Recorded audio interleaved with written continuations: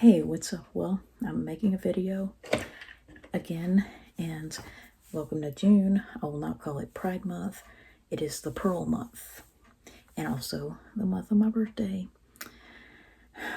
Just makes me really sad to know that by the time this month is over, and we're already, at least the second, probably later by the time I post this, by the time this month is over, I'll be 42.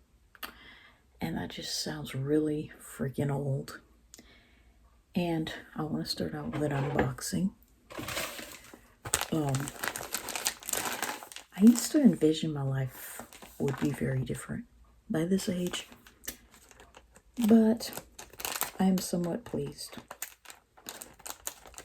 with the way that it is.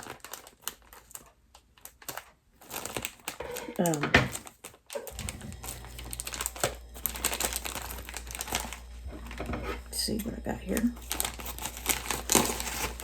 It's very important not to cut the item and not to show my address. But this item, once again, you pack everything with 10 times the amount of bubble wrap that would be needed to keep it safe. So I just cut it, and I'm unwrapping it so that I can know if I need to wash this cute little outfit. And what this is an antagonist. See, I have Harry Potter from this size, and this is an antagonist. And this is Draco Malfoy, which obviously I've always been fascinated or intrigued by antagonists. And he's a wizard. And he's a human form wizard. And he's dressed in flying on the broom gear. And no, I didn't really get into Harry Potter, but I just always liked Draco Malfoy when he was little, and wish I could be reborn looking like this. But of course his hair is fake. In real life he's not that platinum blonde. But yeah, what I started to say in my other video about blonde hair, you probably couldn't hear me, but I was talking about how there are only 2 pigments creating all the possible hair colors that you could have. All of them. Just 2 pigments. Pheomelanin and eumelanin. And the word pheo, the prefix pheo just means fake. Eumelanin means true melanin, as in black melanin. Pheomelanin is kind of red-orange. Chlorophyll is blue or green. It's the one pigment that we don't have.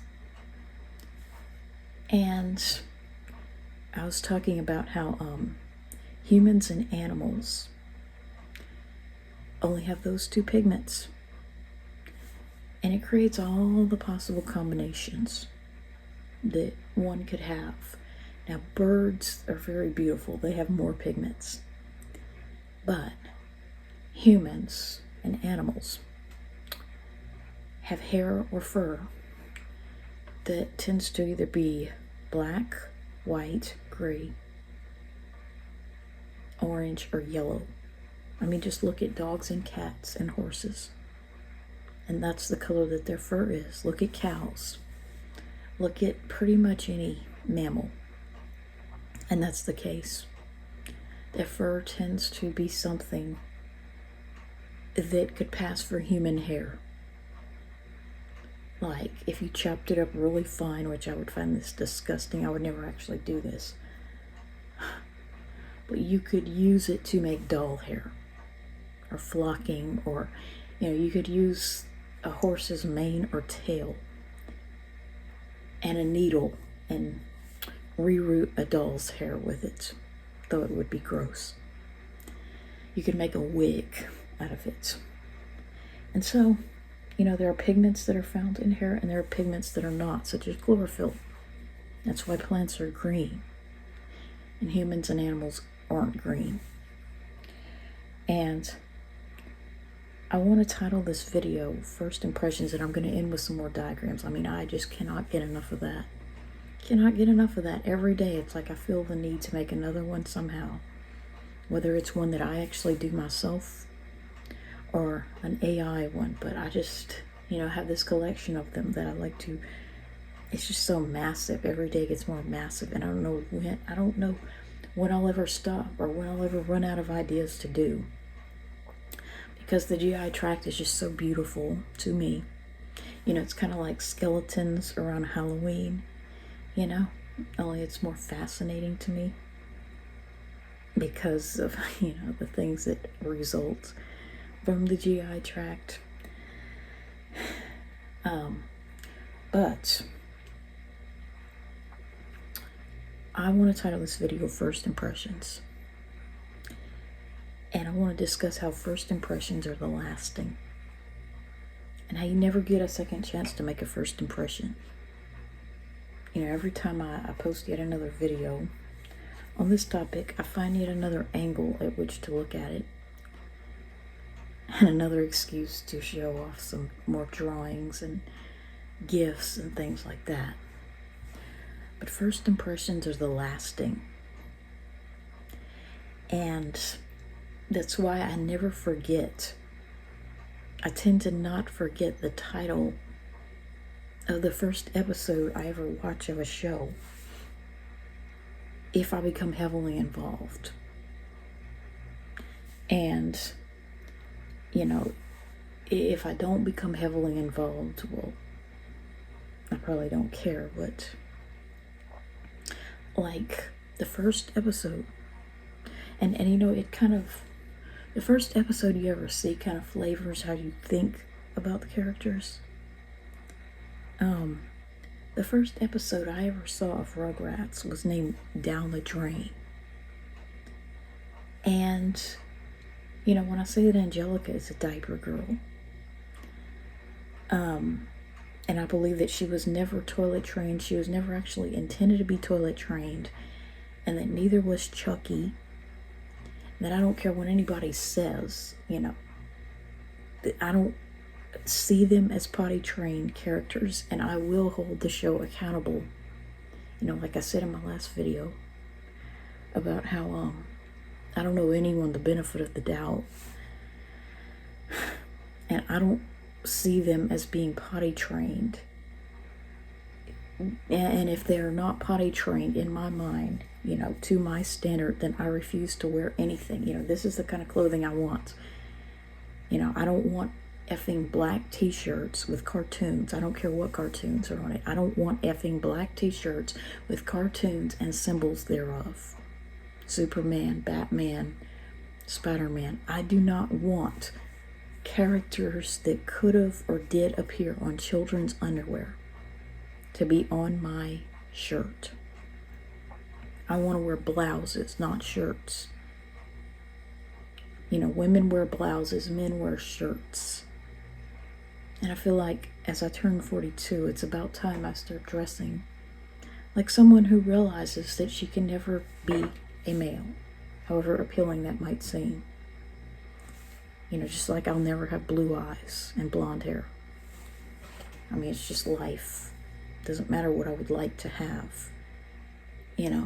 I'm female and brunette, and that's just how it is. And I'm going to dress like a woman that's turning 42, no matter what anyone says. So, first impressions are the lasting. And my first impression of Rugrats was that Angelica, at a subconscious level, just something subliminally told me that she was not a potty trained character because she did not behave like a potty trained character. She did not behave like someone who was potty trained on many occasions. And I'm not talking about in that movie that really shouldn't have happened because they should have discontinued the series before then. I'm talking about all throughout the series, season 2, season 3. I mean, not only was she drawn like she had diaper and leg warmers in season 1, and then it just looked like they colored that diaper blue to appease someone, but she did not behave as a potty trained person. She did not. she did not behave like someone who sees the toilet for what it is and what it does. The very first episode I ever watched, I would have guessed she was probably much older than 3, you know. But the very first episode I watched made me want to watch more because it had her and she got her comeuppance in the form of losing Cynthia to the toilet. Well, guess what you would not do with your doll? You know, if you were potty trained and understood what toilets were for, guess what I would never do with this cute little precious guy or boy? Guess where I would never put him? Near a toilet. Okay, so the mere fact that she saw the toilet as a swimming pool or a jacuzzi for her doll, in the very first episode I ever watched, down the drain, helped support my belief at a subconscious level that she was not potty trained and did not know what toilets are actually for. And in the No More Cookies episode where she looks in the toilet tank for the cookies, that's just not something you would do if you knew what a toilet was for. You wouldn't think it was a place to hide cookies. And in the one where she pretended to have a broken leg, she asked for everything else in the world except to be put on the toilet or a bedpan. And in the one about her going to camp, Cool Hand Angelica,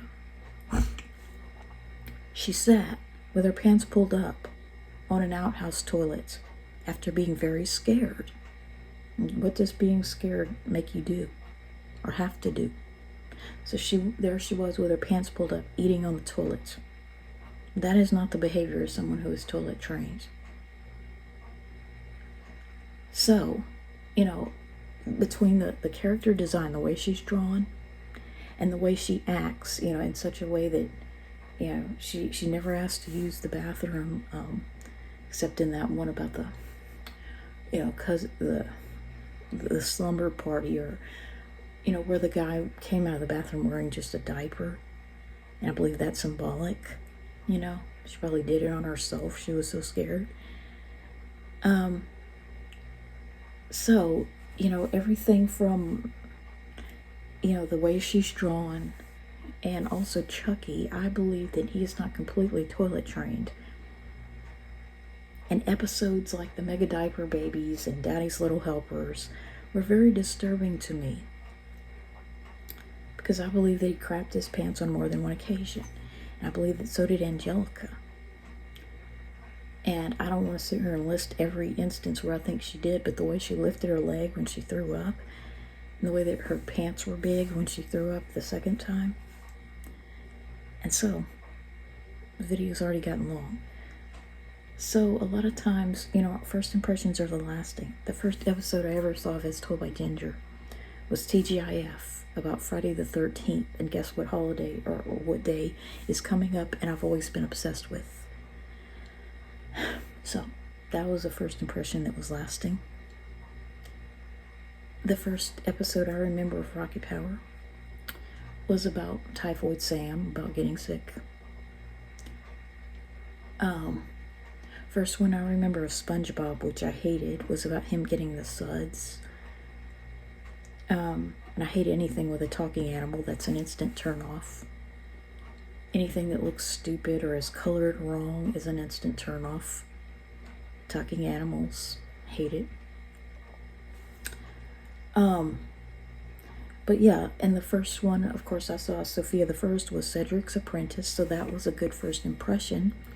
And that it led me to believe that Cedric could be there more than he actually was in the series, and he was there more in the early episodes. And I believe that, I was finally able to find what he would look like from the front when he was vomiting. And here's one from, I made this picture from Cedric Be Good, and it shows you, you know, when your body is bent like this, you know, it forces stuff out of the esophagus and the rectum. So it's like if he's a freeze pop being bent in half, it causes things to come out both ways. And I believe that he may have also vomited in that one when he and his mom were coughing. You know, they want kids to think it was just the smoke from the floor being busted up. But I think they were coughing up vomit a little bit.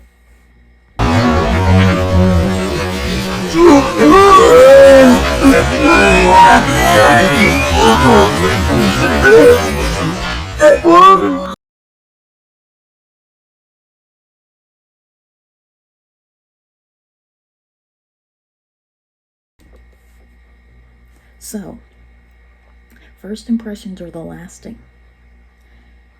And you never get a second chance to make a first impression. You just don't. And same thing with that cold in May of '97. It's lasting. It's a lasting memory because it wasn't the first cold I had in my life, which I don't remember because I was 5 months old. It was a first cold since they became significant. So it was a first impression. So you can't take away first impressions. You can't erase them from someone's mind. All you can really do is accept that they're lasting, and that people will not change what they believe based on a first impression. And that you can't gaslight someone out of knowing something like that. So I'll go ahead and post this video along with more diagrams.